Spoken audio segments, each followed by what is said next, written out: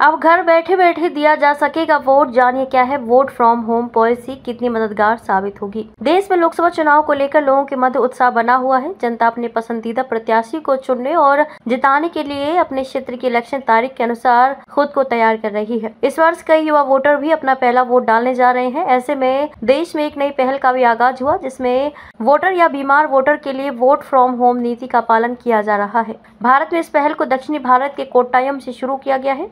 इसके तहत वे सभी वोटर जो इलेक्शन के दिन अपने निर्वाचन स्थान पर नहीं जा सकते, उनके घर इलेक्शन कमीशन द्वारा एक टीम भेजी जाएगी जो उनसे बैलेट पेपर के द्वारा उनका वोट एकत्रित करेगी। कोट्टायम के ही रहने वाले एक बुजुर्ग दंपति ने वोट फ्रॉम होम के ट्रायल में अपना वोट भी दिया। बुजुर्ग दंपति 95 वर्ष के हैं। अब करीब 15,036 लोगों ने वोट फ्रॉम होम के लिए अप्लाई भी कर दिया है। इनमें से 17,792 लोग 85 वर्ष की आयु से ज्यादा हैं और 4,244 लोग विकलांगता की श्रेणी में आते हैं। जिन योग्य उम्मीदवारों ने 12D वर्ग के अंतर्गत ऑनलाइन प्रक्रिया के माध्यम से आवेदन किए हैं, उन सभी उम्मीदवारों के घर 19 अप्रैल से शुरू होने वाले लोकसभा चुनाव की तारीखों के अनुसार चुनाव आयोग में चिन्हित टीमों को भेजा जाएगा। ये सभी उम्मीदवार अपने घर में रहकर भी अपने मताधिकार का प्रयोग कर सकेंगे। इसका पहला फेज 19 अप्रैल से शुरू किया जाने वाला है। जो उम्मीदवार 19 अप्रैल को वोट नहीं डाल पाएंगे, वे अगले फेज यानी कि 20 से 24 अप्रैल के बीच अपना वोट डाल सकेंगे। इसी तरह यदि इन दोनों फेज को भी कोई व्यक्ति वोट नहीं डाल पाता है तो इसके लिए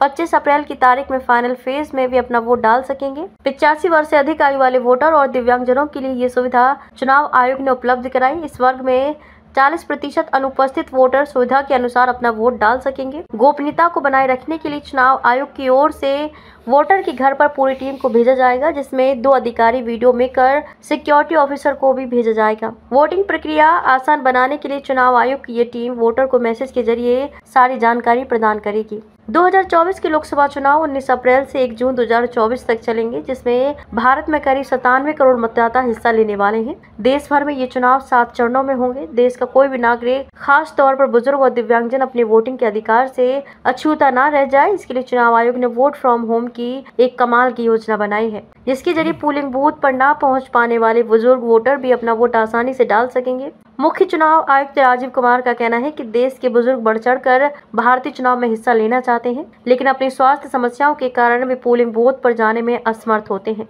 उनके लिए इसे सुविधाजनक बनाने का प्रयास किया गया है। देश में पहली बार अपनाई जाने वाली इस प्रक्रिया को अंजाम देने में केवल 20 मिनट का ही समय लगता है और डाक मत पत्रों के आधार पर वोटों की गिनती भी आसान है। चुनावी राजनीति और देश दुनिया की तमाम बड़ी खबरों के लिए हमारे YouTube channel changing future news को सब्सक्राइब करें और वीडियो को लाइक और शेयर करें। धन्यवाद।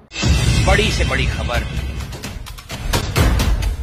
क्राइम से लेकर राजनीति तक किस नेता ने 5 साल में क्या काम कराया।